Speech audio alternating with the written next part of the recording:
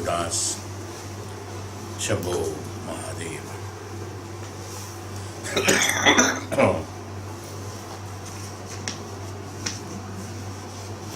So the Gunas, the virtues are created by the Ahankara. Gunas come after the realization of the I, Aham, I as misunderstood I. So that's why the imposition of the Gunas takes place also due to karma bhadas is what we have discussed up to this. In fifth shloka of chapter 8, Bhagavan further says,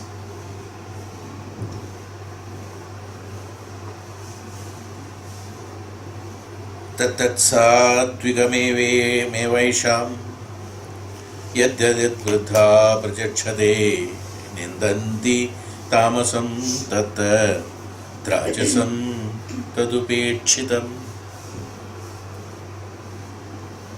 Tat atsat attikamevaisham yadyadut vruddha prachachade. Of these, those alone are sattvika, which the sages praise.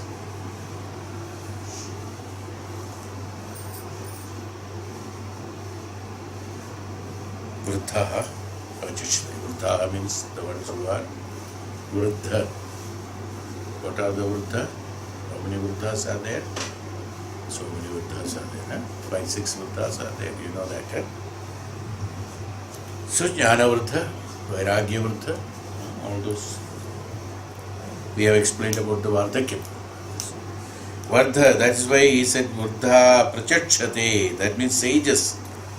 The great sages praise of what? Sattvikas. Tamas are what they condemn. One should not have the tamagunas, is what sages say. Should not have. But it has, that is different. Because of the karma phalas. While those are rajas about which they are indifferent. About rajas, they are indifferent about it. This is the opinion of that. Because sattvika, we have already told, sattvika, satoguna, sat is necessary in order to attain the spirituality.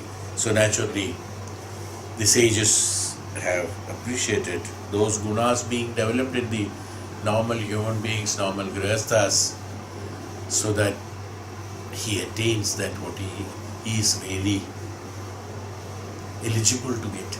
See? Everyone is eligible to get the mukti, liberation, moksha. Everyone is eligible. But unfortunately, we reject the eligibility, is the truth. Somebody asked Bhagavan, hey Bhagavan, why you are not, हमको क्यों नहीं रक्षा करते हैं? Normally we pray now when we are in difficulty. Why you are giving me trouble? हमको क्यों रक्षा नहीं करते हैं? बगल वाले को रक्षा किया, वो भी बोलते हैं बीच बीच में. उसका स्वभाव इतना अच्छा नहीं है, फिर भी आप उसको रक्षा किया, हमको नहीं किया. But also we say, at least if we don't say, at least it is there in the mind when you are asking. But Bhagavan reads the mind. It is because of you. Everybody is eligible, but the eligibility is being rejected by you only. No, nobody is rejecting your eligibility. Who can reject your swabhava? Who can reject your eligibility? Who can reject your qualification? Who can reject your capability? Can somebody reject? Suppose somebody can sing. Can anybody reject his singing capability? Whatever you reject, they will keep on singing. Somebody is knowledgeable on something, they cannot stop. Whatever the others are talk, they will only keep on talking, but his jnanam will keep on increasing. So can anybody? So, same way, if you have got a tamoguna, that also cannot be rejected by anybody. Like those gunas that you have got in you, that cannot be rejected by anyone, not whatever guna it is, because they are all cultivated by you, cultured by you, nurtured by you, protected by you, liked by you, fed by you. No? They grew up with you. So you only have to reject them. How can we reject? Yes, it is difficult to reject. I do understand. Once the habitual functioning takes place automatically, it's something like smoking, something like any other habit. Even a cup of tea at a particular time is also a habit. You see, we cannot reject that. Is it not? So what happens? But one has to have the intention of rejecting it. One should know how to do that. If we can know that, how to do it, the jnanam that is necessary for that is to be provided so that it can be eliminated. Anything should be possible. Anything should be possible in our life, and that capability is with us. That is why the sages praise about the sattvikas. Sato gunesi, they praise in the sense they appreciate them because they are on the right path. This adaptability of the sato guna has to be cultivated, cultured, nurtured by us. There is no other alternative for anyone for that matter. Yeah. That's all. One can say that, okay, I will sink. That's okay, that is your choice. If you want to sink, you sink. Nobody is going to save you at that time. Please save me. You decided to sink. Satviganye seveta puman sattva vivardhe tato dharmas tato jnanam yavasmritira upohanam.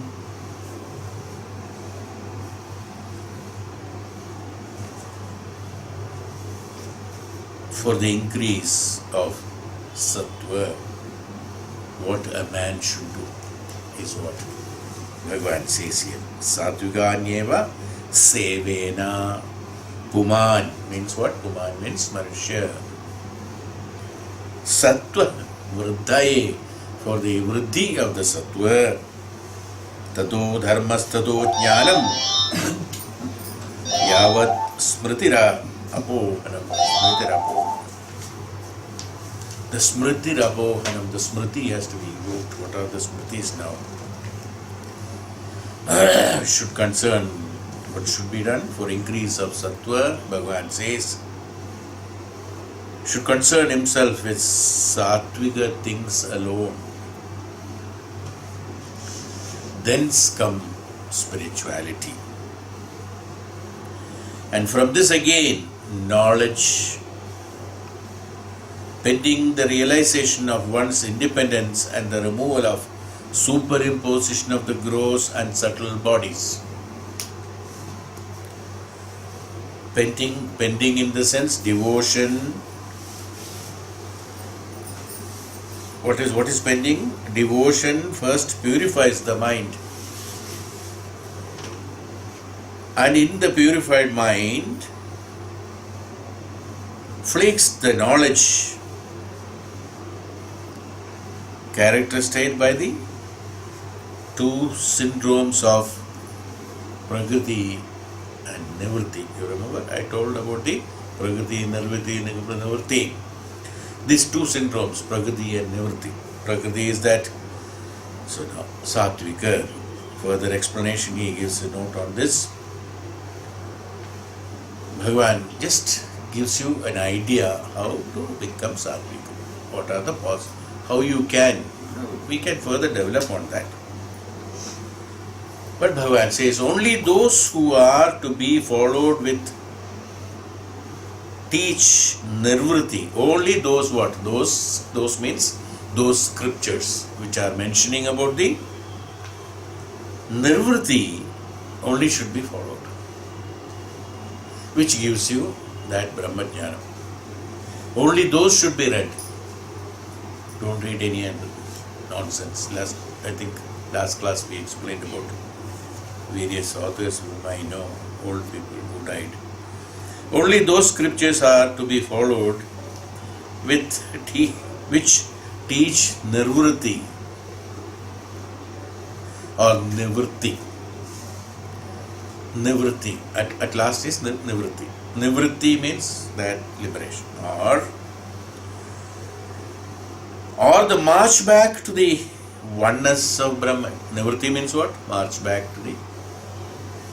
That's why he said marching back to the oneness of Brahman is called nivritti. After pravritti, nivritti. Yes. So nivritti is coming back, going back home. Hari Om. Not those, we should not. He strictly classifies. Read, study only scriptures which are giving nivritti. He also says, not those that teach pravritti are continuing the multiplicity which is called rajasic. Nivritti is, pravritti is, functioning for the purpose of continuity of multiplicity. What are the multiplicity? Pleasure and pain, is it not? These are the multiplicity. Pleasure and pain, that rajasic, or those that teach downright injurious tenets, which are known as tamasika. So he says that first of all, see that, listen to that. Read scriptures in the sense what? Scriptures in the sense that which are inscribing the knowledge. An inscription of the knowledge is known as a scripture. Anything written by anybody or any book is not known as scriptures. Is it not? We don't call the novels as scriptures, do we call? What are the scriptures? Scriptures are those written by those Maharishis, Jnanis. For the attainment of the Jnanam is known as scriptures. Yes. That inscriptions for the purpose of the identification of the Brahman is known as the scripture. Not anything and everything written is not scripture. That's why it is known. It has got holiness in this. So scriptures are those which are identifying the Brahman. So you should read that, so that which teaches us the nivritti, which takes you towards the nivritti, but then the pravritti is also necessary for the human beings because we are grihastha, we have got karma bala, that is why we are born. So nivritti, pravritti is also comes in our way. We cannot help it. Do the pravritti, but for the purpose of, but he is not recommending it because it is multiplying your pleasures and pains. So the continuity of multiplicity, he says multiplicity, that which are increasing by way of pravritti, those which are increasing are known as that, those which are multiplying are those known as that is the pleasures and pains. And those are, the other ones are the tamasika, which are injurious, downright injurious also. Because ajnanam, what are the tamasic we have told yesterday? Ajnanam, yes, and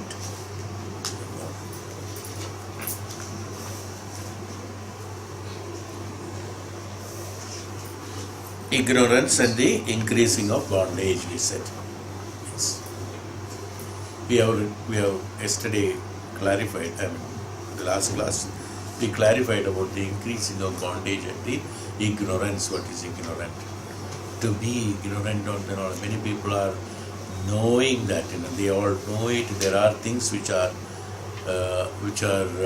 there for the purpose of upliftment, but I am not ready to accept it. They will argue, spend their lifetime arguing that the jnanam in the scriptures are wrong. But they will not try to read it. Is it not? There are people who say that.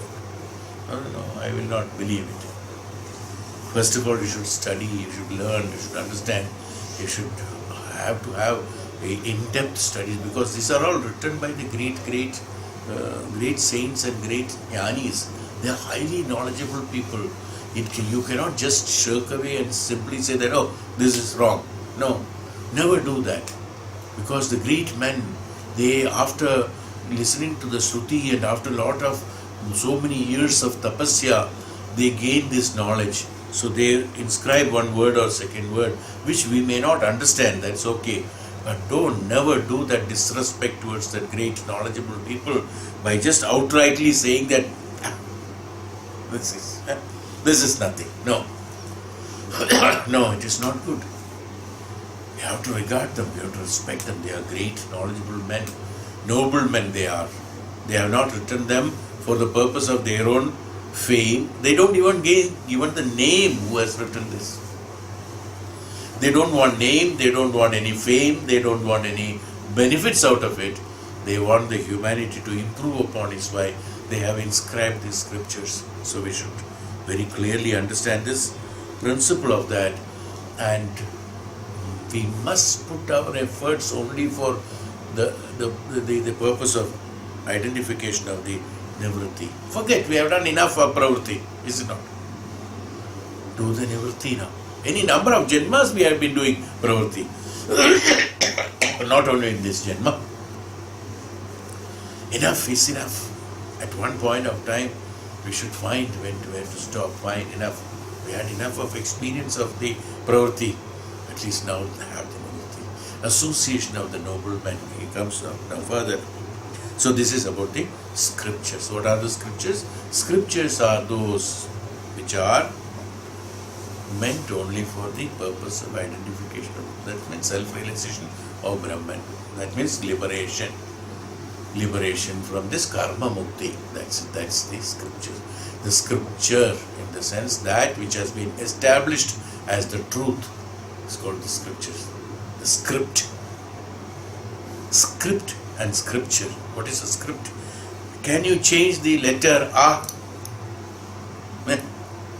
Can you change it? It's a script. Can you change it?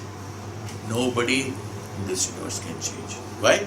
That is the truth. That is established. You have to follow that. Is the same way. Those which are meant, created by the scripts, are scriptures. Only truths reflect on that. Nothing other than that. So, Bhagavan further says, similarly, holy water is to be used. I told you about the water, washing. We don't bathe in the dirty water, is it not? Should not. Dirty in the sense not only. There may be mud, it doesn't matter. It may not be dirty. There are other dirts which are chemicals, as I told you, we think which are clean and pure. Chemically processed water is not supposed to be clean water. Is it clean water?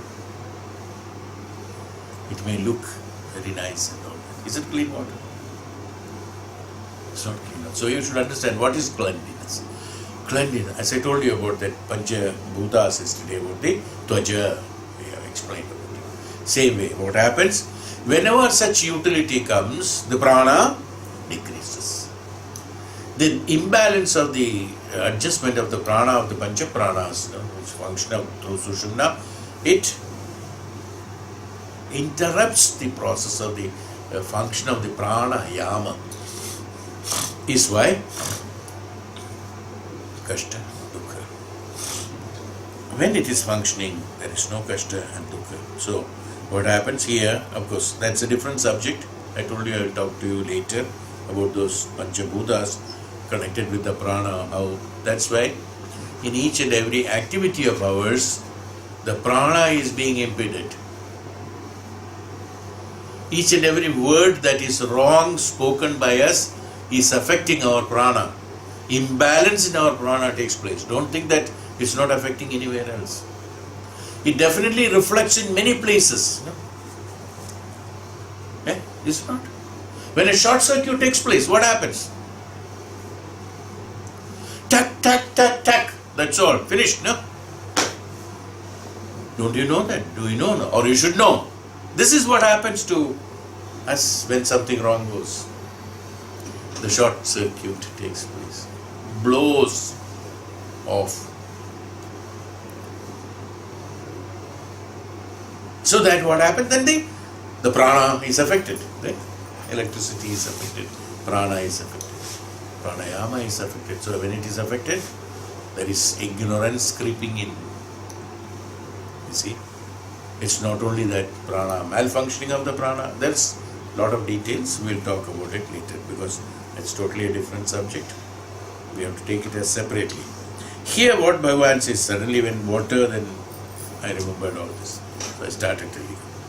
Here Bhagavan says, first is the scriptures, second he says that material, that means similarly, holy water only is to be used. Clean water doesn't mean that, well, it is, I know we can argue that, okay, where will you get clean water from? I cannot get it.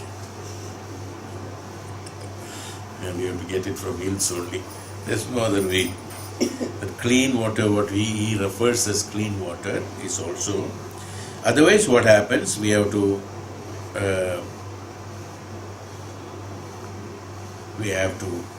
make it clean, in the sense boiling it and everything. There are methods of real, instead of chemically treating them even though we call it as chemically treated pure water, they call it as pure water and all that. But is it really pure? You are taking one impurity and introducing another impurity in it. Now, which impurity is better? The natural impurity is much better, I think. Because people are drinking that water outside, they are all healthy only. That people who drink the chemically inculcated water only gets problem. Now, what he means by that is that you have to purify this water. Even by chanting of mantras, one can purify it. And method of the right way of purification has to be found out. But the modern world has found out various method of treating the water in various ways. Well, our Shastras do not recommend that. Then he says, not scented water. Next, pure water should be used, clean water should be used. It says not scented water. Now, this is what I said, chemically scented. What is scent? Is it not chemically scented water? Yes. So scented water should not be used, or wines should not be used. So fermentation, after the fermenting of things, one should not use it. You know, the food also, I have told you, I think long back, when we take Reiki classes, we used to tell that. Food should be eaten within 4 hours. That means das narika is 4.5 hours, 4 to 4.5, 4 hours, 4 to 4.5 hours. 4 to 4.5 hours after cooking, it should be eaten. This is the right way of eating. In between, if necessary, once it can be warmed up. Warming up can be done only once, not for number of times. It loses all its power. It is, then it becomes tamasic ahara. Sattvic ahara is that which is made within 4 hours time, maximum 4 hours time. 3 they say, 3.5 they say. But here it says 10 narika is 2.5 hours. That means 4 hours. It comes to about 4 hours. Maximum is 4 hours. Within that one should consume. Otherwise it doesn't have the value of the food.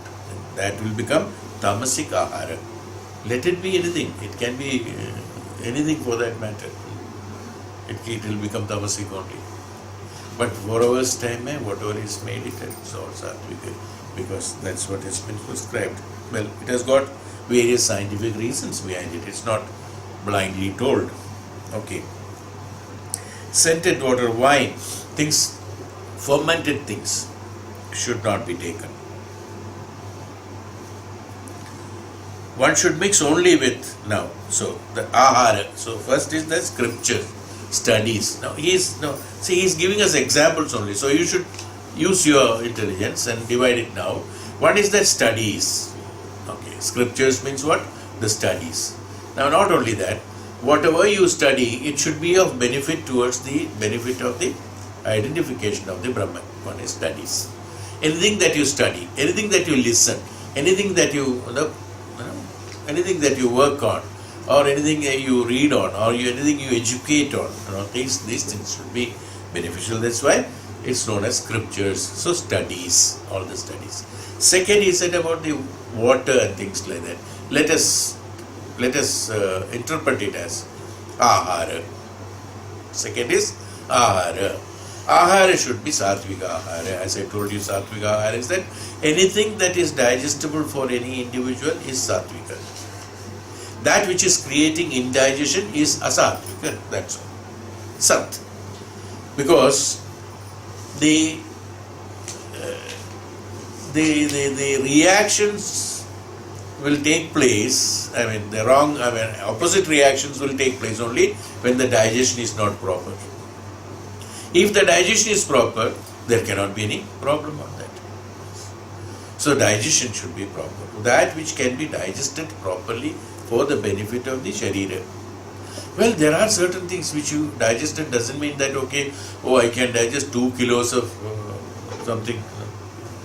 It should be mita ahara also is there. It is not only that sattvika ahara means it's only that which is digestible. Mita ahara is also there. That which is ahara should be taken as medicine. Because ahara is medicine. Ahara is aushadha. This way I have already described in Chandogya Upanishad. Ahara is aushadha. So, mita ahara should, that what is necessary for you. As I told you, mita ahara means doesn't mean a man of different age or different size or different trade. Like one is physically engaged into labor of executing physical work, he needs more food. Because he has to consume a lot of energy there. The man who is sitting, nothing, reading only, he doesn't require much food. So, mita ahara for both of them are different. Don't consider he takes 2 spoons means he also should take only 2 spoons. It's not justice. Depending upon the requirement depending upon his function, work, as well as the energy output that he requires, he has to take his food. Is called mita ahara. Mita ahara in the sense limited food, in the sense mita. That means that which is necessary for the sharira. That whatever is necessary for sharira one should take. He cannot undereat nor he can overeat. Both will be harmful. This is why mita ahara, they said. Everybody has been told mita ahara. So that is sattvika ahara. That's the right practice of the ahara. Many of the people, sadhus are not eating because they are not physically functioning anyway. So their requirement for body, bones and flesh and things like that, it's only very, very less. As far as the energy is concerned or nervous system is concerned, his meditation is good enough. Whereas the same thing cannot be followed by a grihastha. He has to work from morning till evening. He has to go, he has to do, he has to cycle, he has to dig a pit, he has to clean the place. He requires energy. For that he has to eat. Let us not any misconcept. So it's not a generalized thing for each and everybody. Depending upon the requirement of each one, he should consume. His food is called mita ahara. And then digestible. Digestible doesn't mean again that, so mita ahara means you should combine these two, that easily digestible and should be controlled by the quantity. 10 rasagulas one can easily eat, no problem. It's not mita ahara. One is okay, is mita ahara. But he can eat, it will get digested, no problem. Oh, you only told that digested can be eaten. Isliye I am le liya. Today I am not well. You will blame me for that. No. Combined, this has to be joined, going together. Okay. Mita ahara and digestion should be proper, should go together. Then only it will have that impact. So ahara is very necessary. Plus, certain food will agitate your mind and systems. Those things have to be restricted. There are certain qualities like that. There are certain food like that. Alcohol will create a problem, or smoking will create problem, or eating certain food too much of quantity will create so many problems. It's not that something is this is a very good, it will purify the blood. Okay, morning, afternoon, evening only you purify the blood. Blood will not be there, only pure will be there to purify.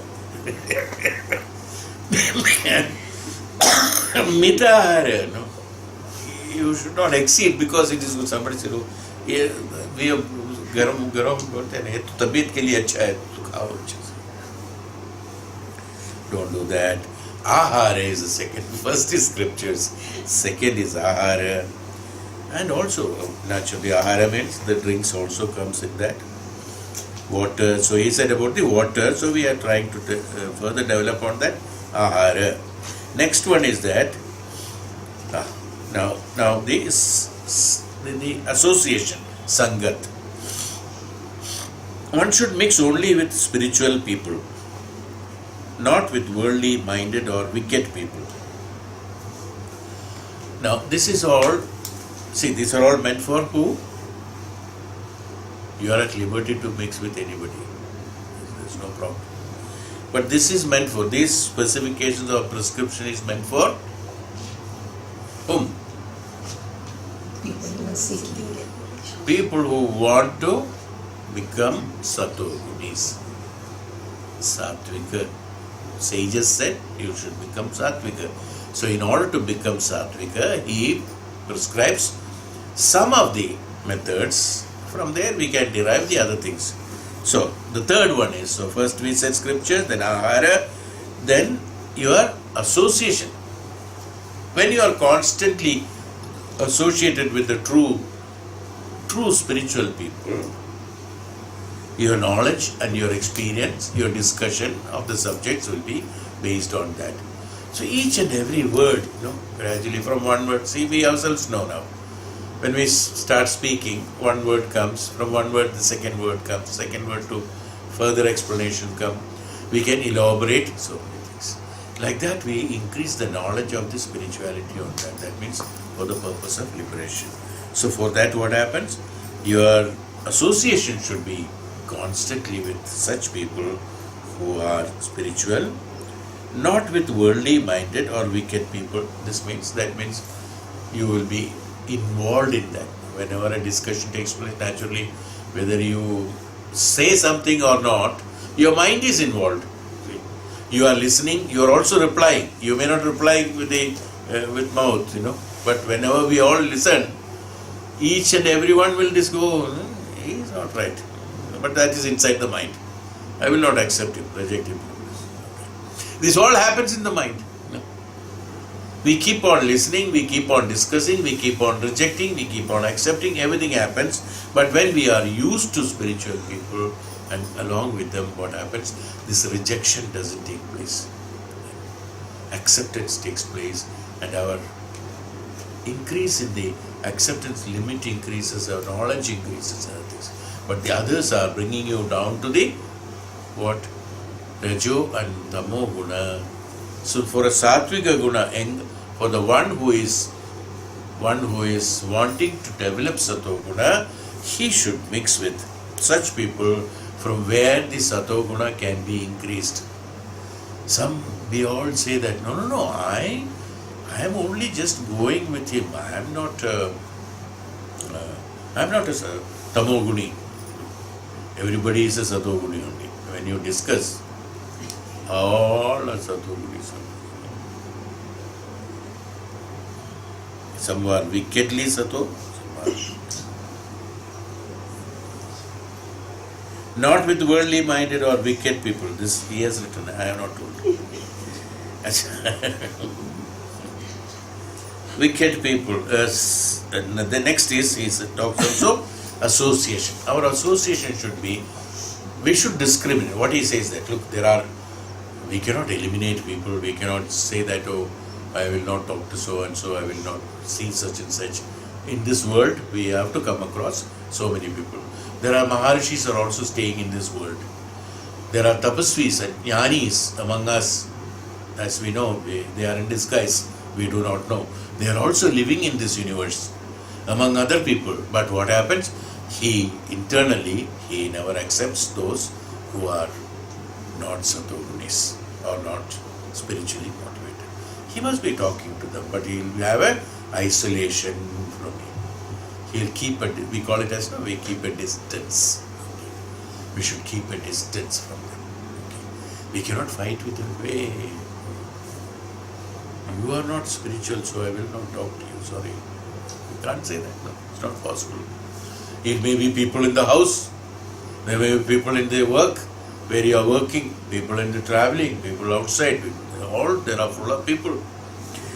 The principle being that your association, in the sense, mind should get attracted to only those which are spiritual, is called association.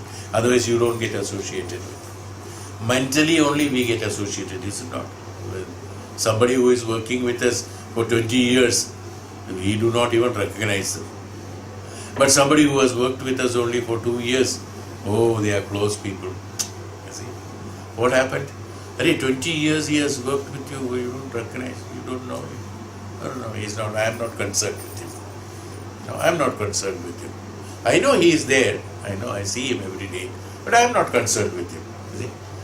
That is the attitude, that's why keeping a distance. That is why the association, in the sense, you mentally getting involved into the acceptance of the ideals and ideologies of the individual, is called the association. Association is not only sitting and seeing a person or being with a person. One can be with a person and can be 1,000 miles away. You know, one can be sitting together and can be 1,000 miles away. But one can be 1,000 miles away, can be closer also. See, this is association. What do you mean by association? So your association should be, one should understand, many people think that Sangat means only to be, being, this generally comes to us, you see. Suppose even though that person is there, if I am not accepting any of his attributes in me, I am not in good Sangat with that person. That's all. It's with you, and you cannot push. Everybody has got a right to live in this world. A snake also has got a poisonous snake, and also a rat, and also a cockroach has got his right to live in this universe, because everyone has got their own karmas to do. We cannot reject anyone. We have to face every one of them. But doesn't mean that I have to accept them as an associate in my mind. They are there, that's up to them. It's okay, it's not my botheration. You understood what I mean to say? The association. That's why we don't have to go to Himalayas in order to have, sattva guna. It's not necessary. It is possible even by sitting wherever you are. So you have to develop that. Everybody cannot run away. Grihastha cannot go and sit in Himalayas and do tapasya. It's not possible. A Grihastha ashrami has to do Grihastha ashrama. That's a rule. It's okay. But during the process of Grihastha ashram, that is my responsibility. That is my, kartavya. To be in the Grihastha ashrama is my kartavya, because through the process, I told you in one of the classes earlier, wherever you are, in whichever status you are, from there you have to function and then come out of it. Even in Rajoguna, I told you last time, when you are in Rajoguna, functioning as Rajoguni, then come to Sattva. You cannot reject Rajoguna, that which has got to you, and then jump over to Sattva. It's not possible. That's why we talked about Chakravarti, Ashoka, Chakravarti of Ashoka, and how he had to do that. Otherwise, don't that people know that this killing is not necessary? Did he not know before that? He knew before that also. But what happened? After having the experience only he got that shock, because he had to execute that karma. For some, one has to execute the karma and get it. For some, through the jnanam, can get it. It's always nice to have the jnanam and not experiencing unwanted things and get out of it is always the best. But it is not possible for everyone. Some people have to undergo that experience of, grinding, and then only they can come. That is why the law, justice and jails and judges and lawyers are required. If everybody can understand this, that may not be required. They have to undergo that process, that punishment, what we call it as punishment. I said we don't call it as punishment. Reformation, I said, do you remember the words which I spoke? Don't remember. Well, these are important things we should remember in our life. each and every word, because this is how you become Satoguni. Fine. Okay. So what happened? Where were we? We said about the association. So association in the sense, involvement from the mind. Manasa, Vacha, Karmana, not only Manasa. When it is Manasa, it has to be Manasa, Vacha and Karmana. All the three, Manasa, Vacha, Kaya, or Manasa, Vacha, Karmana, whichever it is. In all the three, one has to get involved with the spirituality only. Those association of those people who are leading you towards that spirituality. That's why ashrama studies of the Gurukula Vidyabhyasam was introduced based on that. So that a student is always with the Guru, 24 hours, under his observance. And they are also observing him. And his learning is not only by book learning, learning of living. He learns from the Guru. That's why the Gurukula Vidyabhyasa was very, very useful those days. Anyway, that's the association. That is how the association should be.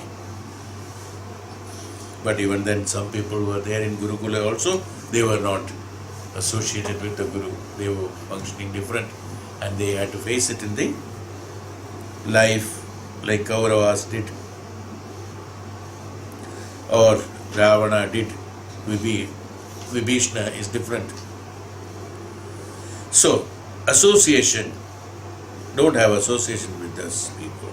So this is the third one, is that association with the people and involvement, studies. Next is that find a solitary place is to be preferred, not a public thoroughfare or a gaming house. Place. Next is thalam. To live also you should find a, no, that's why we say that. हम लोग कहाँ पर घर खरीदेंगे पूछते हैं ना. What is the neighborhood? We'll say. कैसा है? How is the neighborhood? Are they people of this? So it's better to live there. Place has to be selected. Here it is, solitary place for meditation, for prayers, for many other things. You have to select a place which is absolutely solitary, pure, purified. Not that anywhere and everywhere. This is not in a public thoroughfare or on a gaming house. रात को वहाँ पर what is that? जुआ. रात को जुआ खेलते हैं वहाँ पर, और वहाँ पर other games, casino. In the night only casinos function, because they can do only things in the dark. All ignorant things is done in the dark. So, in the dark, the moment after 9 o'clock and all that, when people are feeling sleepy, then the game starts. Okay, during the day, it's all completely vacant. Morning also is vacant. Acha, ye to acha jagah hai. There's no disturbance. Nobody is there. So it's a good place for meditation. Morning 4 o'clock you go there and sit in casino and meditating. Is it possible? नहीं है ना? कोई नहीं करता है. Nobody does. See? Why? A gaming place is there which has got all tamasic activities. So a place which has got tamasic, that's why he said about gaming. So in such places where the games are done, any game for that matter, where the tamasic activities are there, public thoroughfare or a gaming house. Gaming house is that the same, the casinos. Okay. Such places are not to be selected for our activities. It's not good to visit even go there. हम लोग बोलते हैं कि वहाँ पर जाना भी नहीं है. When childhood they say that, oh, people are playing, even playing cards were supposed to be not accepted at one point of time, because any gaming will create friction problems. That's why Mahabharata, that game. Some people played with the stones, and so they will never allow in the house to play this. और even ताश वगैरह लोग क्या करते हैं, वो पेड़ का नीचे बड़ा बैनियन ट्री का नीचे में वो सब अच्छा सा लगा के they play there in the afternoon, nothing else to do. So they'll play there. And we were told, don't go that side. They're all playing cards. As if some warning is given not to do that, you see. It's why, because it's not that okay for a one play game, that's just for a game or just for entertainment also they play. They don't always gamble. I mean, one is that gambling, another is just playing for, sometimes, people play for just time pass and things like that without any problem. That's okay, fine. But that was all not accepted earlier, because each and every game was with a bet, with a stake on that, you see. So that becomes, even enmity comes, fights, enmities, lot of things come. So gaming house, he says that you should, so sthala you should choose in the right way. That's why Maharishis and Tapasvis will build their Parnashala or their ashrama in such a place where there is absolute serenity is there. Near the river, where the woods are there, not crowded, at the right location, so that the energy of the place is very congenial for meditation and activities of the spiritual activities. Your mind also will automatically get influenced by that environment, is why sthala. So next is sthala. Then samaya. Samaya is that early morning or some such time is to be selected for meditation, in preference to hours likely to cause distraction or dullness. Distraction and dullness should be avoided. That's the purpose of time. So Brahma Muhurta, early morning, the stomach is empty, one is fresh after sleeping, mind is absolutely clear, there's no tension, things like that. So that is a good time. They said that you should do the meditation. Sandhya Samaya, evening Sandhya is also fine. Can do the meditation, it is quite good. These are the times, not when you are a cause of destruction or dullness. When after eating full stomach, you have got a dullness. Dullness happens because when you are digesting your food, the total energy is consumed by the digesting mechanism. So the other activities becomes dull. That's why after eating they say that you must rest for a while. That is always ideal. When you rest while, it gets digested properly. At that time there is dull time. Nothing else can be done at that time, should be done at that time, because mind will not function 100%, not possible. So at that time meditation is not possible. So spiritual activities, not only meditation, spiritual activities should be so. Sthala, then samaya. Samaya has to be decided. Then the next is obligatory unselfish works alone should be taken. Karma. During the process, not that, after meditation is over, now I am free from meditation, now I can do anything I like. Karma should be also related to that activity of the spirituality of yours. Adharmic karmas, you should not get involved. No? That's what he says, that obligatory, unselfish works alone should be done, not selfish and dreadful ones. Swarthada comes only because of the activities of their desires and unwanted things. So those karmas which are connected with the swartha bhava and obligatory, because there is, I have to do this, then only you can do this, you do this, then only I do this. A lot of interlinking and complications are created there. A lot of desires. That means kama, krodha, lobha, moha, mada, matsarya. Those which are involved with that, the karma that is associated with the kama, krodha, lobha, moha, mada, matsarya should be avoided. And niswartha bhava karmas can be done. Niswartha bhava karma. In fact, in a family, taking care of the other members of the family should be done with niswartha bhava. But today's world, they don't understand the meaning of niswartha. They don't understand the meaning of selfishness at all. No. Even in the houses also, one expects the other to do something. Yesterday I did this for you. What did you do for me all these years? Huh? Account has to be kept. What has been done by me, what has been done by you. Niswartha, even in the Grihastha ashram, that's why a brahmachari should become the Grihastha, head of the Grihastha ashram. He, without any, that means expectation, that is, Niswartha bhavena, he does it as a kartavya. See? A man earning money, a man looking after his house and his children, his son, it is not because of an obligation he is doing. It is a service he is supposed to do. It is that what he is supposed to do. And he has to do it. It has to be done in Swartha Bhavena. That's why we save, we give it to the children, we give this, we give that. But not with the Swartha Bhavena should be given. Not with a... There are so many people I still remember. Even in our, I don't want to name any community for that matter. There are people who keep account, that how much of money they have spent. Suppose there is a son whom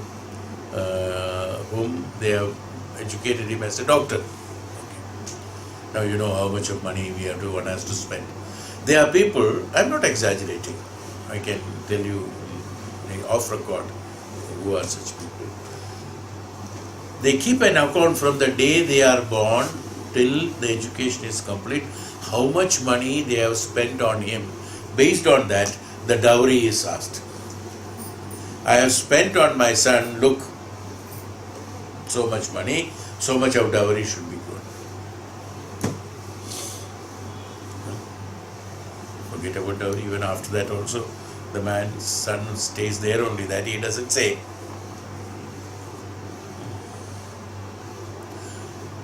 How much we have done.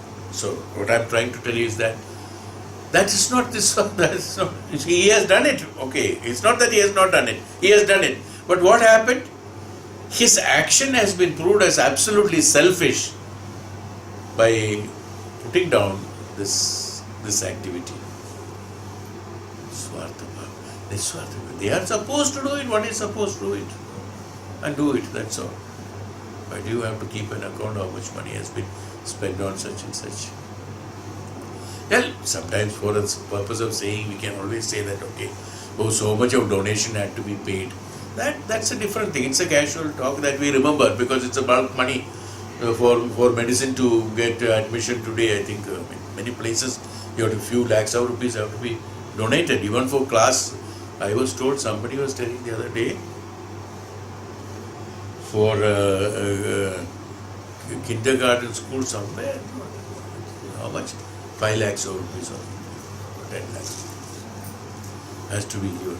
Well, those discussions are different. I am not talking about that. But people who are really bothered about doing this one. So this is one way.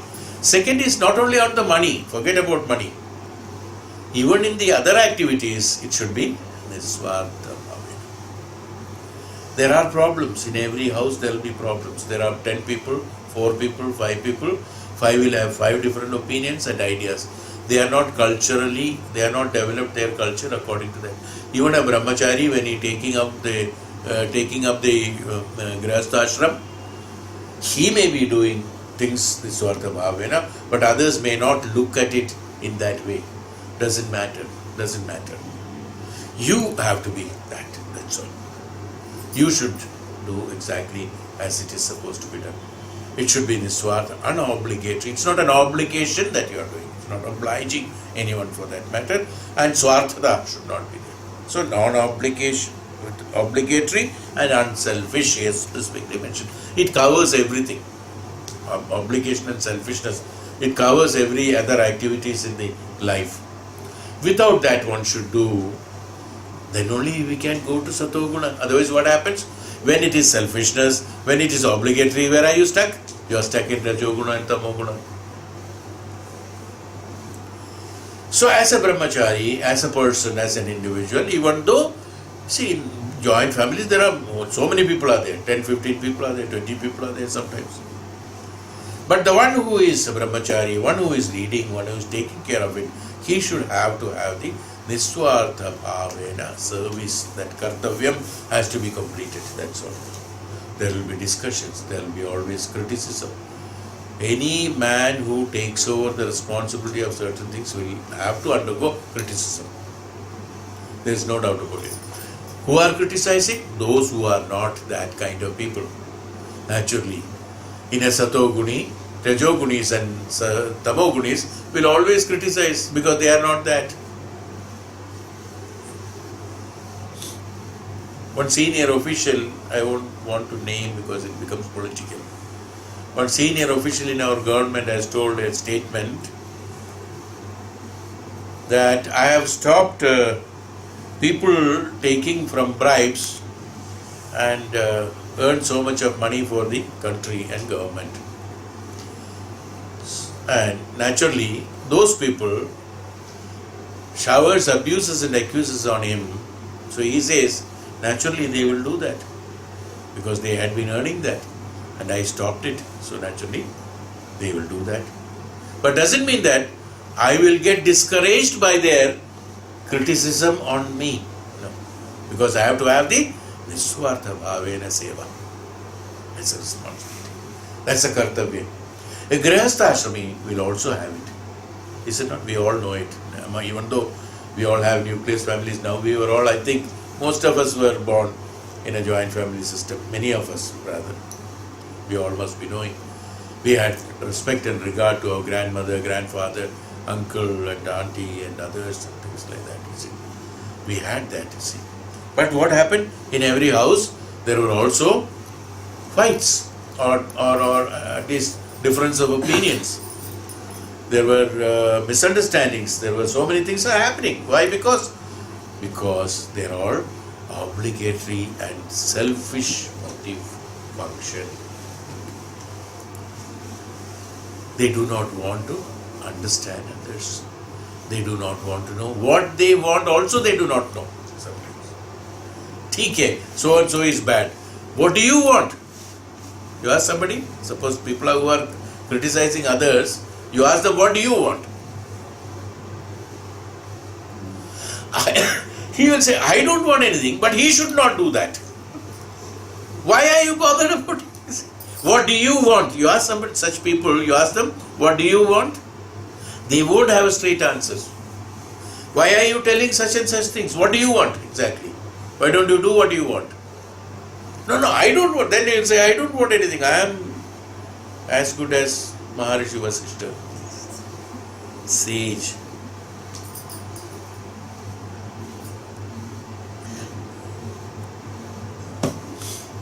Bhagavan says, why I am saying all these things, that making us conscious how we are behaving, so that we get an idea that how we should correct ourselves or people in this yuga. So a responsibility. A grihastha ashrami doesn't mean that he is a sinner. He has done all the papa karmas. Everything is happening because of his karma and karma phala. Don't shirk the responsibilities like that. You have to function on that. So that is why Chandogya Upanishad, Yajnavalkya as Maharishi Vaishambhayana has specifically told that he should be a brahmachari, taking the lead of it. Is absolutely beautiful. Because he has to have function as non-obligatory and unselfish. Function should be that there will be no problem. For him, there will be absolute peace of mind. So he can orient his attention to only those activities. Others may have difference of opinion. Many people ask me that, ठीक है, I am good. अब दूसरा हमसे झगड़ा करते हैं, आप बोलिए हम कैसे करेंगे? ये सवाल को तो आप जवाब देना ही पड़ेगा. This kind of arguments takes place. We all know it exactly. Why are you bothered? There will be discussions. When you do something, there will be discussions. Let there be discussion. You face the discussion. You say that this is niswartha. This is obligatory. This is not like that. This is like this. If it is right, you should put forward always those right arguments. Now whether some people will understand, some people may not understand, forget it, it's okay, fine. But what you should be, but doesn't mean that you have to keep a vengeance on that, grievance on that, vengeance on that. Tomorrow you will, victimize that person. Oh, yesterday this fellow had questioned me twice. आज हम दिखाएंगे उसको, अभी आएगा ना मौका, देखो क्या करते हैं हम. No, that should not be there. Then again स्वार्थ भाव हो गया फिर. Again स्वार्थता, not like that. स्वार्थ भाव. You should be a saint. One has to be a saint. Saintliness is a status of mind, an equilibrium. Be peaceful. Anything and everything can be done. You can make things do wonderfully well just by nice and good and then right. Be in that. That's why it's not a wrong practice what Bhagavan is telling. It has been specified very clearly. Shastras specify why, because they have proved to be beneficial to each and everyone. Non-obligatory, unselfish. Please remember the words what I am saying. You all forget afterwards. No. It is necessary. Each and every action of ours, you see, where these words are to be involved in each and every activity. It's not that once in a while you have to use it. When I speak to you, I should be unselfish and non-obligatory.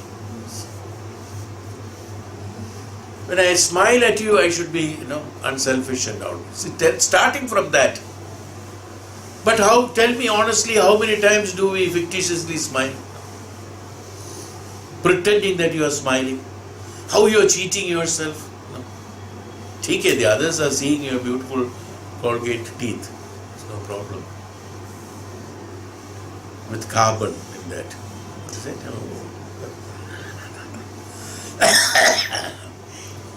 But how you rate yourself? How you rate yourself?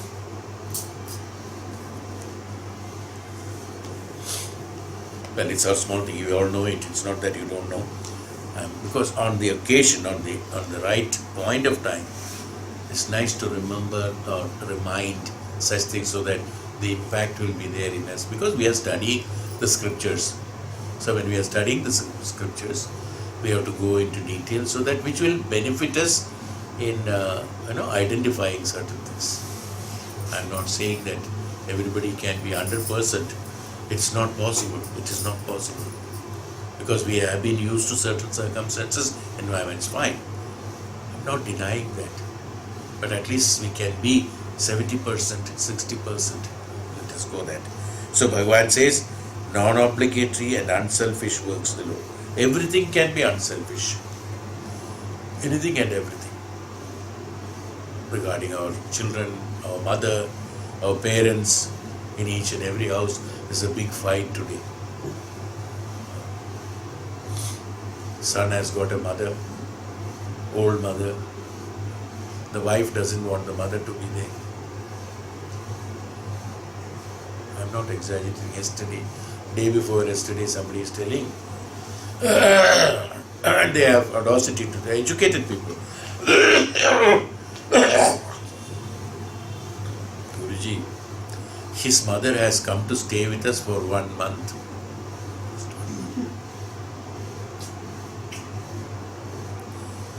That they have to tell me. See, that the indication of what is it? What does it? Will it become a frequent practice?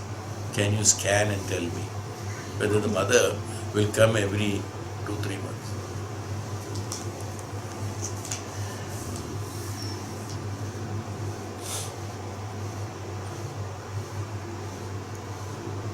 I wrote back, you need scanning. Please come.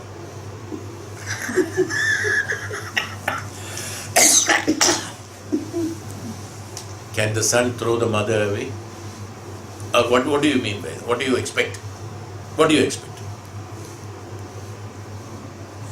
Problem kya hai? This is because of the... Please don't mind. It's a problem, or I think from ages it is happening. We all know it. But why? I'm telling with an incident. It is because of the selfish and obligatory activity. You are you. You know, the mother is mother, the wife is wife. The man never says that, no, you are the mother and she is the wife. Has anybody said that? Your position is always your position. Doesn't mean that you alone should have the position. If you are alone, Prime Minister, one man, no ministers should be there. Then what happens? He is neither prime nor a minister. You know? There will be so many people should be there, then only he will be a prime minister. No? So many ministers have to be there. So many people have to be there. Anyway, people different. No, activities, forget about people, then activities. So many things are there. So what I am trying to tell you is that you understood what I mean. Selfishness, and what do you mean by selfishness, is not that you should not have happiness as an aim. You can find your happiness, no doubt about it. Doesn't mean that you should not eat, you should eat. Doesn't mean you should not have clothes, you should have clothes. You should have everything, doesn't matter. Selfishness doesn't mean that. Obligation doesn't. You should not have, in your behavior, in your thought, you should not think that I am obliging these people. And when a time comes, certain sacrifices, certain these things have to be done, do it. I always say that sometimes even we have to take the blame of what for the mistakes that what we have not done. Situations cannot be proved. Situations cannot be shown. For the peace of the house, doesn't matter. It can be done. Unselfish, that's good. Because if there is harmlessness and if it brings peace, why not? Bhagavan also says that it should bring peace, that's all. So, very important for us, because this is connected with the Grihastha. So, very important subject is why I am describing the small things also I am describing, so that it goes to our minds and then we understand the meaning of the obligation and selfishness. Selfishness doesn't, your life doesn't restrict you from your enjoyment, your happiness and your needs and requirements. No, not at all curbing. Not curbing all those activities. But the ones that you are doing for others should not be considered as, oh my God, how much I am. Some people say shouldering the responsibilities. Donkeys shoulder the responsibility. Bhagavan says obligation and unselfish. How many people pray to Bhagavan? Hey Bhagavan, please help, please help, please help, please help, please help, please help, please help. Always present, because there is no unhappiness with him. So, the right meaning of unselfishness and obligation should be understood. Nothing is an obligation in a grihastha. Then only he can become a satoguni. Otherwise, it's not that you can think. The moment you think it is obligation, it is selfish, then you are entangled in the rajoguna. Then you are entangled in the tamoguna. From rajoguna it comes to tamoguna. It doesn't suppress that. So these activities, and when it is happening, then you will not be able to rise above that. That's why, in order to rise above that gradually, we should be away from that. It's okay, mistakes can happen. We don't know everything. That's why we are learning. So we should try our best to put our efforts on that and try to be satoguni. It is our eligibility. It's our right to become satoguni. It's our nature to be a satoguni, because that satoguna is in us. It is the rajoguna and tamoguna which is making me not realize the satoguna that is there inherent in me. You are, each and every one is a satoguni. It's only the rajoguna and tamoguna is crept in afterwards, not while being born. That's why Swami Chinmayananda once said, somebody asked him, today somebody also asked me, how is child born? Every child is born as a Hindu, he said. Absolutely right. Because we do not have any baptism, isn't it? Do we have? Holy water, few drops in the mouth. You have become now X. Now you have become Y.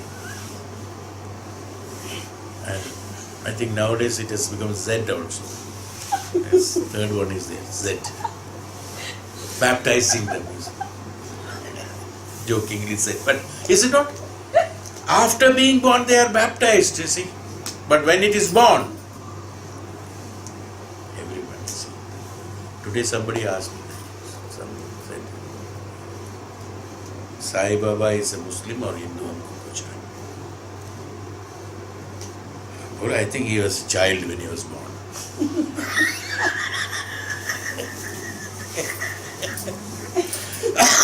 तुमको क्या फर्क पड़ता है? हजारों साल पहले किसी ने जन्म लिया, वो हिंदू है क्या मुसलमान है, क्या फर्क पड़ता है? तुमको इतना चिंता है सुबह से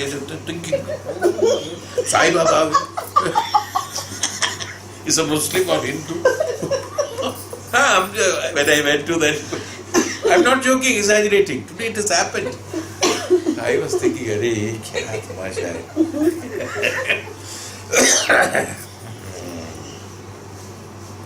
As if I'm walking with a microscope to see who is a Hindu and who is a Muslim. ये इसको समझ आता है.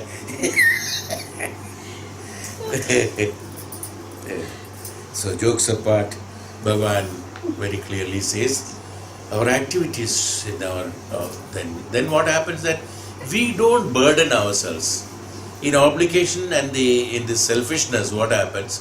We only burden ourselves. Usme our desires increases, our expectation increases, our requirement increases, our unwanted thoughts will creep in, and when we don't get sleep, that's all.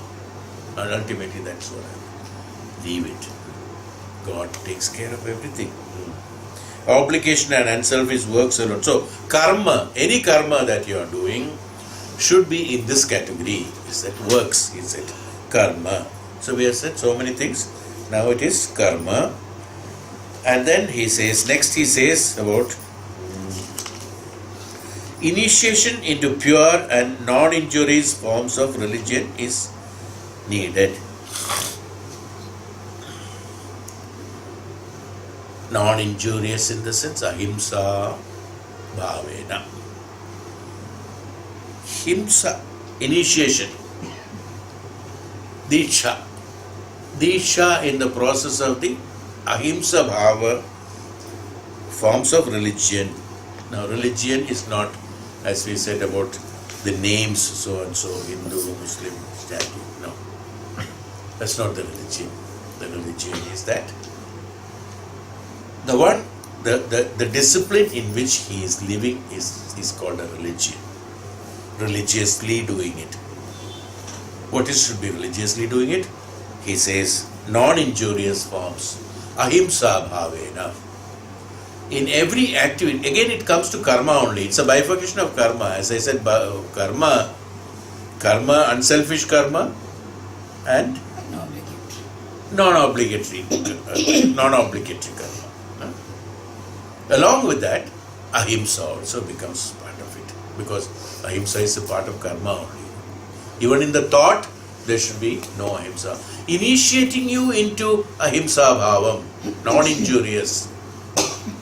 Initiating you in the sense, you bring your mental equilibrium to that thought process where the non-injury comes to your thought itself.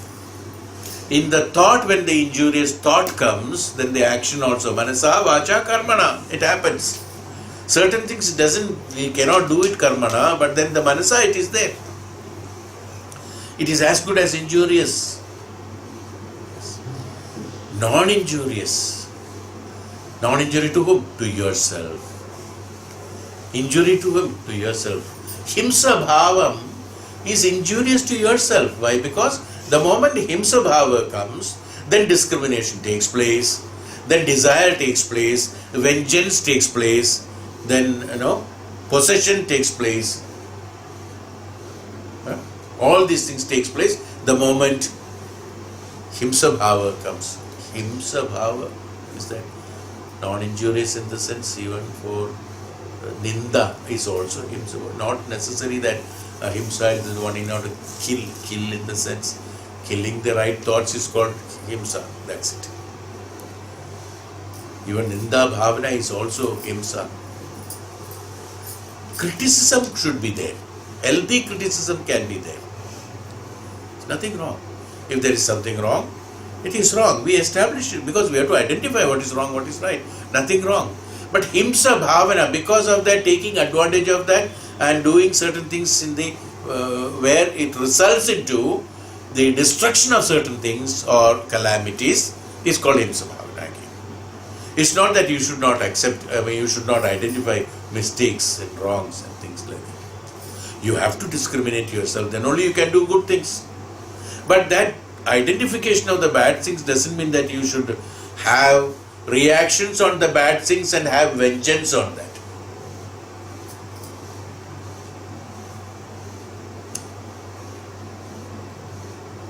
So that's called himsa bhavana. That ahimsa. That's why ahimsa paramo dharma is it. Buddhist says that. Non-injurious, that's already there in the scriptures, that non-injury. In everything non-injury. There again, non-injury is nothing but when it becomes non-obligatory, unselfish, it automatically becomes non-injury also. But still they have specified that non-injury, ahimsa bhavam should be there. Himsa should not be there. I told you, remember that sometime back, in few classes back, even a punishment when it is given, Raja should use his the power of spirituality in him and strength in him, how to reduce his punishment is what he should think while punishing. Not or how to avoid his punishment or how to reduce his punishment. Not to how to punish. No. This is that, no. Even in the necessity of, he has to do certain justice. Even when you are doing justice, it's not only for Raja, for us also. Even in a grahastha, when certain actions have to be taken, you should consider that how this can be avoided in a better way without doing this. It's not that, in every small thing, high punishment has to be given. No. It hurts people, no? That should not be done. How to reduce the punishment has to be seen. That's why non-injuries is. But today it is totally different. Even for small mistakes, bigger punishments are given, which is not at all justified. Whereas the truth says that give him a chance. So many things are not punished. Okay, with a warning, we leave you. There's a method. With a warning, we leave you. Give him that chance. With a warning, okay. First time is a warning, fine. If he is not repeating it, he has become refined. Otherwise he is a badmash, then he has to do, the punishment has to be given. Even for a badmash, the punishment has to be given in such a way that reformation. That's what Kiran Bedi has introduced, jails to reform the people, what she has done. Service, what I understand from her books and things like that, is absolutely right. The purpose is not to destroy that person. Brought him into there only to reform him. So make him understand by these grills restricting you from outside world is not because that you are a bad person, but there was a bad thought crept into you. That manasa, that injurious mind has come into you. Tamoguna has crept into you, that you have to consider into the sattva-guna. This is possible. Everybody can be reformed, no doubt about it. So non-injurious is the next is that ahimsa bhavena vicharam. Not only in a small thing, in everything there should be ahimsa bhav. When I am speaking to you, I should have ahimsa bhav. Sarcasm is himsa bhav. You know that? There are some people sarcastically comment, oh, arey bhai, arey aapko kya hai bhai.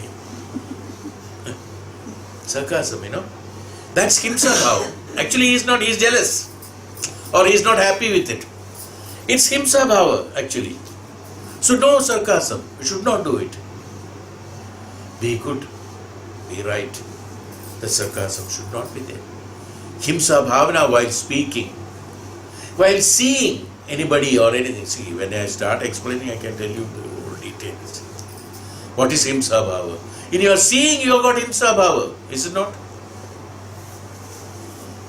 You should see without himsa bhava. Ahimsa bhava should be there in that. The moment you start practicing, you see, you start glowing. Your eyes start glowing. People look at it, you will find it. No himsa bhava. Looking at person with a bad intention is himsa bhava. A wrong intention. Oh, this person ठीक नहीं है, लग रहा है, कुछ पता ही नहीं है उसके बारे में, पहली बार देख रहा है, first time you see, as if I am very teak, 100%. चाल थोड़ा गड़बड़ है इसका. Seeing them injuriously, listening injurious. अच्छा बात बोला, अरे उसके आपने सुना जो बोला है, वो जो बोला है कि आप कैसे हैं, उसमें थोड़ा सा ट्विस्ट नहीं देखा? अरे वो बोला कि आप कैसे हैं, अब उसको समझाया तो उसमें ट्विस्ट इंजूरियस. वो बोलता है कि कैसे हैं, नहीं कैसे हैं बोला है.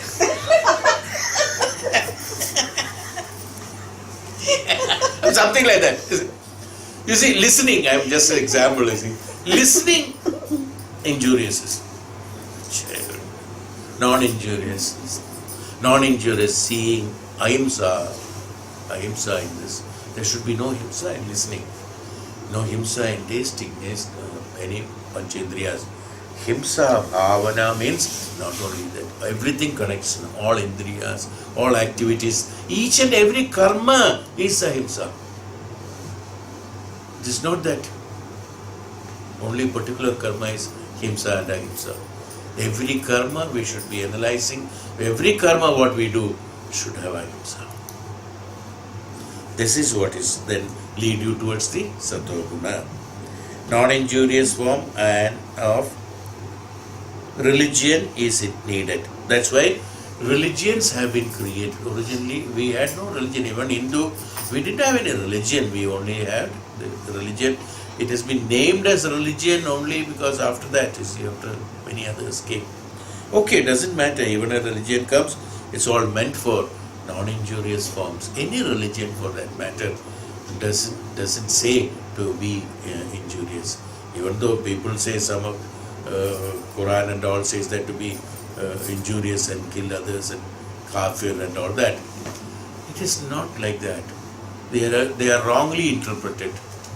It's always said that you should not harm others. The right words are there. It's just like Bhagavad Gita only. But the people who are the so-called pandits of theirs or a group of people, they misinterpret for disturbing people. No God will say to disturb another person.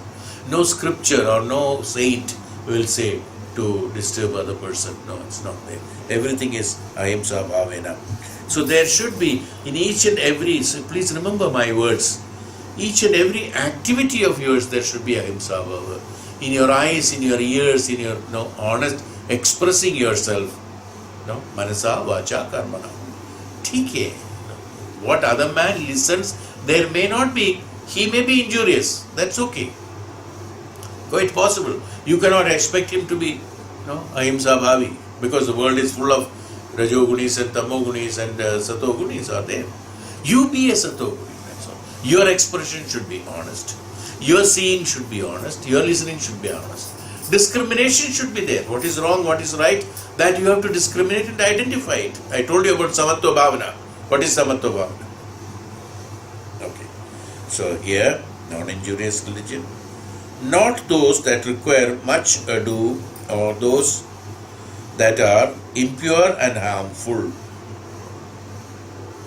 Those which are impure and harmful are supposed to be the injurious, or the himsa bhava, impure thoughts, impure activity, impure, any function or any karma, that which doesn't have the purity. What is purity? Again, dharma. Purity.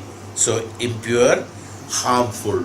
Harmful means in many ways harmful. As I told you, harmful, we have told that even seeing is harmful, giving is harmful, taking is harmful sometimes, giving is harmful, telling is harmful. Words are worst part of it, because people can use it freely without any restriction. Harmful words are used. Harmful actions, even somebody won't speak, doesn't matter. I didn't speak anything. They will say. But what happens? Okay, no? 1,000 words spoken in that. Is it not? Harmful. One small action. One frown. Okay, eyebrow will express it. Now you analyze it. Tell me honestly, is it not? We feel bad, is it not? We also feel bad when somebody reacts to that like that. So that's all harmful. This way, harmful activity, each and every karma, each and every action, each and every expression, each and every word.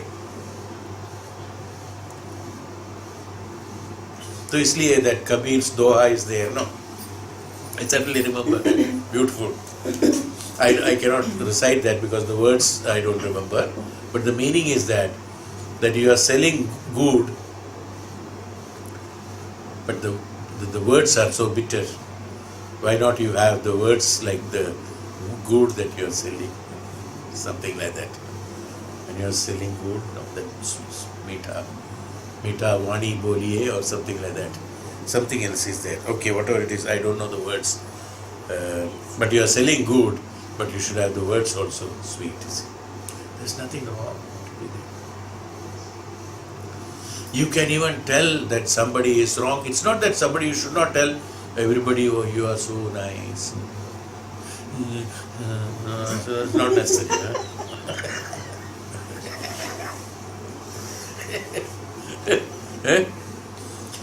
You can tell also that, look, what you have done is not right. Softly and no, very well, sweetly, you can say you are wrong. You should say that. What is wrong is wrong. We cannot say that is right. Sweet doesn't mean accepting wrong as right. No, that's not sweetness. Sweetness is that should not harm him. That means, suppose you tell him that, hey, you are wrong, that fellow will agitate more.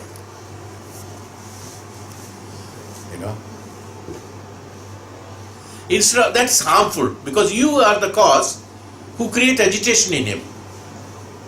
He was wrong, doesn't it? But you created further agitation in him by your words that you should not do that. इसलिए क्या है? You are wrong. भाई आप गलत है, ऐसे सब बातें हैं, इसलिए गलत है. The way it is told should be sweet. That's called non-injurious words. You should say wrong. Never accept wrong. Never you should accept wrong. Never. Never do wrong, never accept wrong.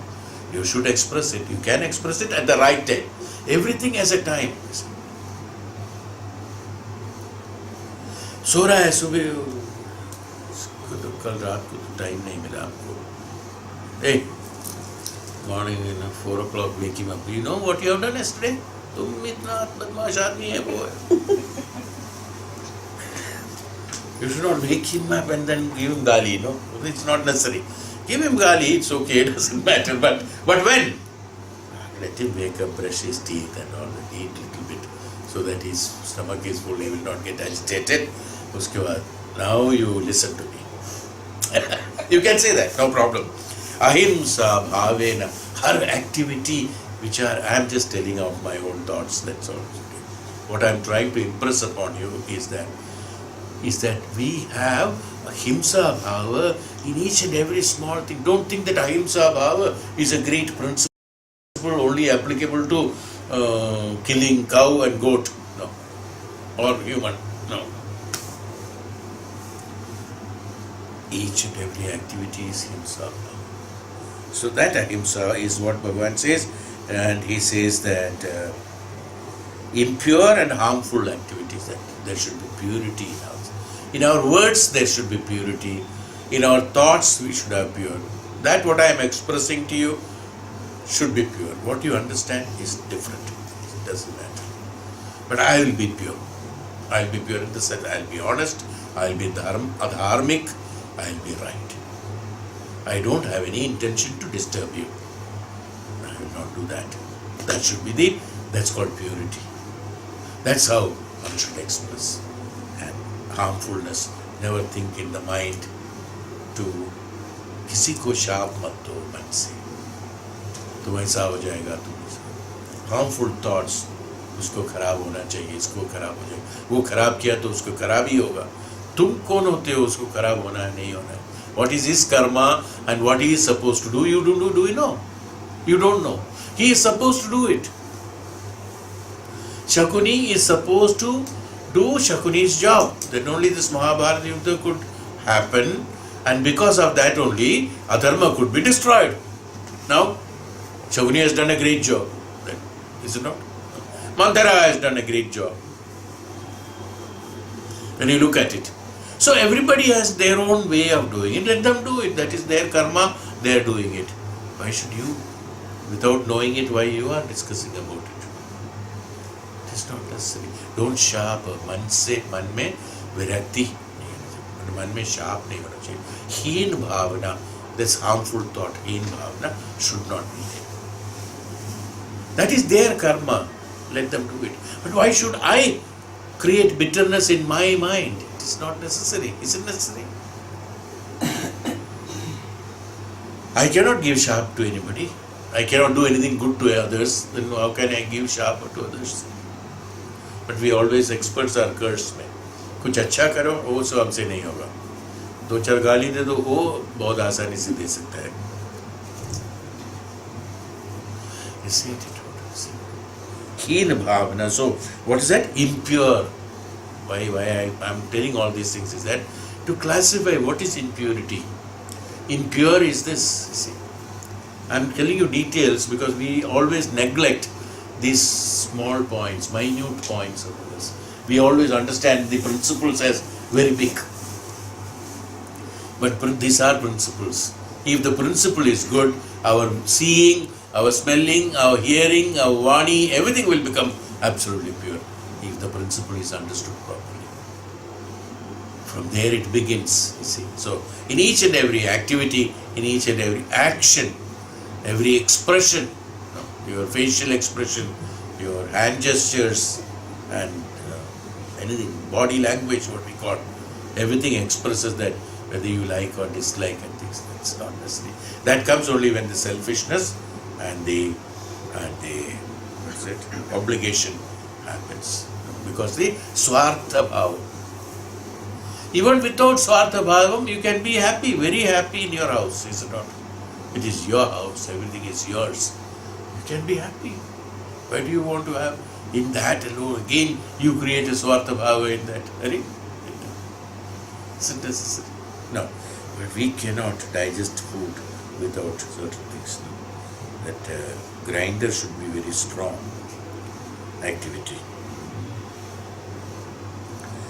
Meditation should be on the Lord and Guru, not on sense objects or on enemies with a view of revenge. That's right. Many tapasvis have done this. Many asuras have done meditation. Tapasvis have done meditation. These people have only on the sense objects and the enemies. They wanted to acquire powers only to kill people. Asuras have meditated and so Brahma Sakshatkar hua, Vishnu came in front, Bhagavan Shiv came, all came. For what? Asking to give powers to kill everybody. Trilokapati hone ka hai.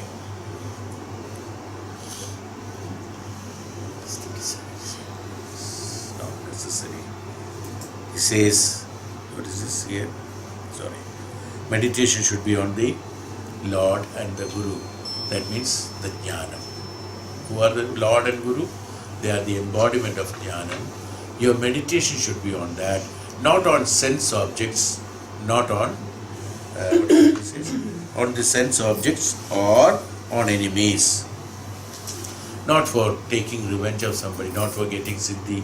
Somebody prays for the siddhi, only for destruction. Usko, the meditation should not be done.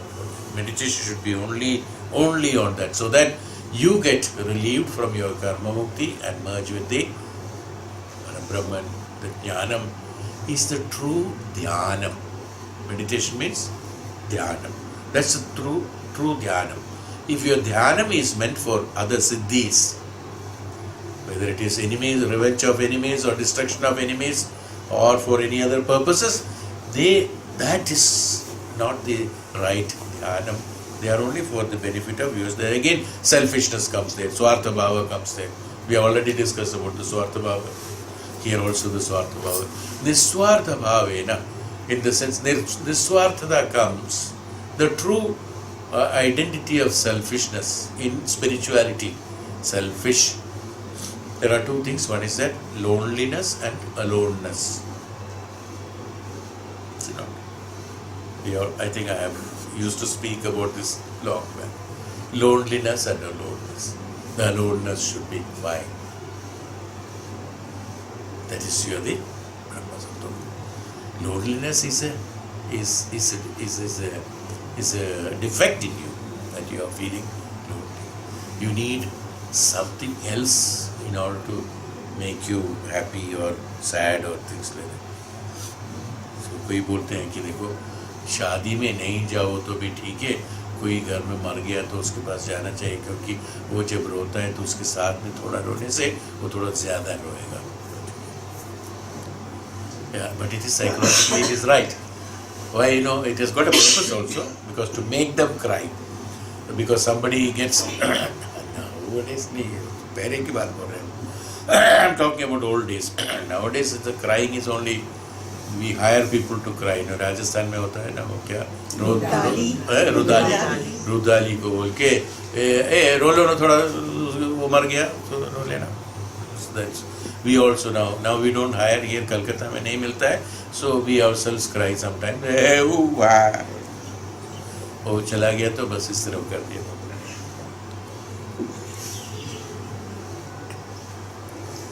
अच्छा भाई, बिरयानी हो गया कि नहीं हो गया? सोने के बाद भूख लगेगा ना, फिर रेडी रखा है. I am not joking. Even though jokingly said, this is not exactly. Today, कौन किसी के लिए किसी को कोई है नहीं. स्वार्थ मर गया तो हमको क्यों अकेले छोड़ के गया?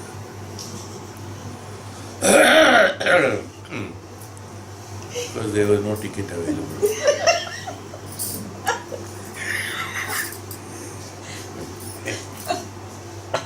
तब भी उसका हमारा उसके लिए दुख नहीं है, हमारे ही हम क्या करेंगे, खाना कैसे खाएं.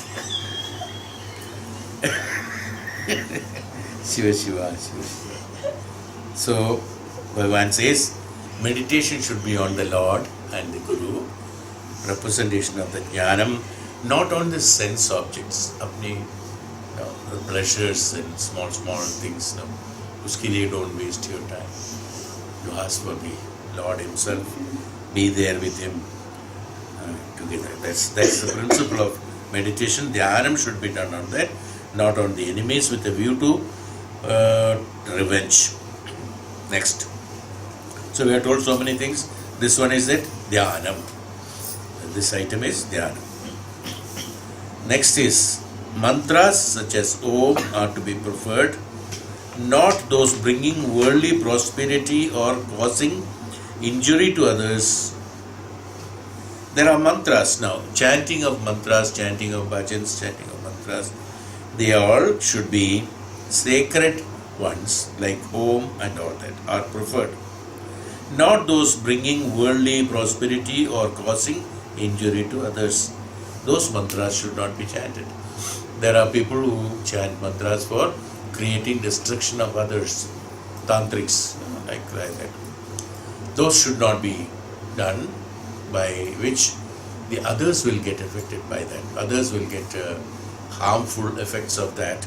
Those mantras should not be done, and only those which are taking you spiritual upliftment towards. That means which creates your higher vibrational frequencies in you.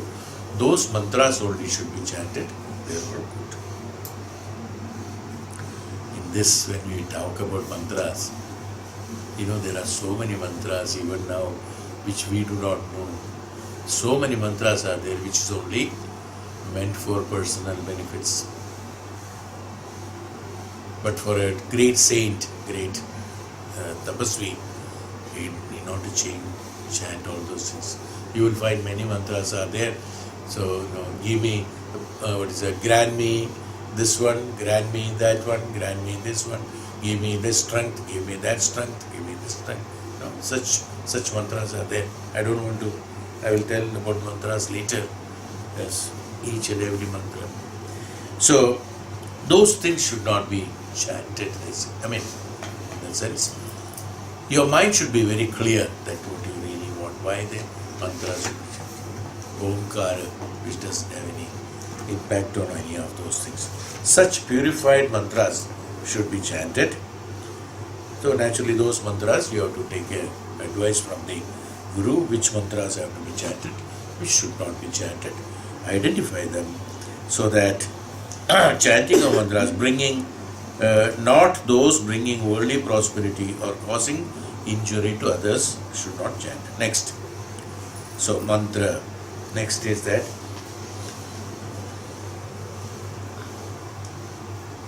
purification of mind is what we should care for, not trimming of the body merely, or places like slaughterhouses.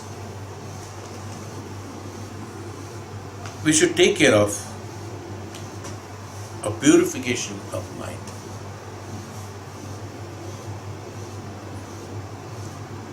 Sharira is secondary.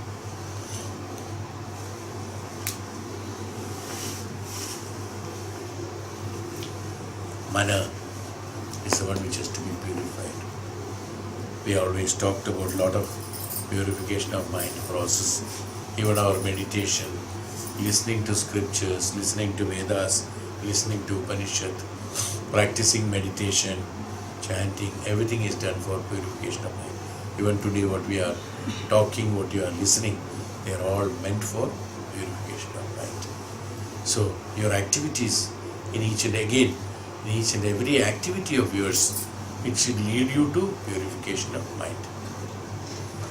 Everything should lead you to purification of mind. Don't complicate things by thinking wrong things. Who complicates things? We only complicate.